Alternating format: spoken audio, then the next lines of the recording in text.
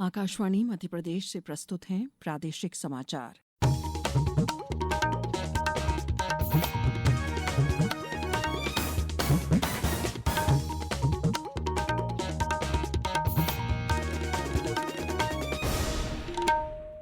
नमस्कार।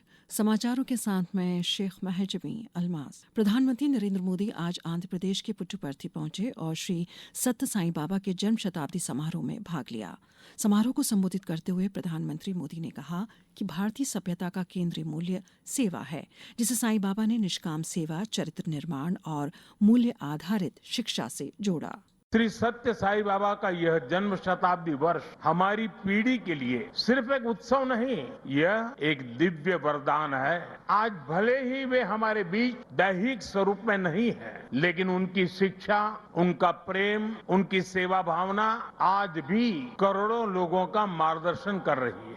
इस अवसर पर प्रधानमंत्री मोदी और आंध्र प्रदेश के मुख्यमंत्री एन चंद्रबाबू नायडू ने मिलकर साईं बाबा के जीवन और शिक्षाओं को समर्पित एक स्मारक सिक्का और डाक टिकट जारी किया। मुख्यमंत्री मोहन यादव ने आज छतरपुर जिले के चंद्रनगर में 350 साल पुराने बुंदेला महल को नवीनीकृत कर बनाए गए 5 सितारा होटल का उद्घाटन किया, जिससे प्रदेश और जिले में पर्यटन को प्रोत्साहन मिलेगा। इसके साथ ही मुख्यमंत्री आज पन्ना जिले के पवई विधानसभा क्षेत्र में आयोजित हितग्राही सम्मेलन में शामिल होंगे, जहां वे क्षेत्र के लिए 82.62 करोड़ रुपए की लागत के 14 विकास कार्यों का लोकार्पण और भूमि पूजन करेंगे। निर्वाचन आयोग ने कल बताया कि विशेष गहन पुनरीक्षण के दूसरे चरण की शुरुआत के बाद से मतदाताओं के बीच 50 करोड़ 97 लाख फॉर्म वितरित किए जा चुके हैं। ये इस चरण में शामिल 51 करोड़ मतदाताओं का 98.54% है। एसआईआर का दूसरा चरण 9 राज्यों और 3 केंद्र शासित प्रदेशों में इस महीने की 4 तारीख से शुरू हुआ है। इसी क्रम में भोपाल कलेक्टर कौशलेंद्र विक्रम सिंह की अध्यक्षता में स्टैंडिंग कमेटी की बैठक हुई। कलेक्टर सिंह ने सभी से समय पर प्रपत्र भरकर बीएलओ को प्रदान करने का आह्वान किया और राजनीतिक दलों से सक्रिय सहयोग की अपील की। कल से मैं लगातार बीएलओस को मोटिवेट कर रहा हूं। भोपाल में लगभग 20% के आसपास जो है हमारे इन्यूमरेशन फॉर्म डिजिटाइज हो गए बैरसिया में, 10% के आसपास हुजूर एरिया में, और बाकी जितनी विधानसभा है सब में लगभग 5% के आसपास। तो एक आदमी 97% कर दे रहा है, एक 0 कर दे रहा है, तो बहुत ज्यादा गैप है, यानी कि काम किया जा सकता है। सब लोग मिलकर करेंगे।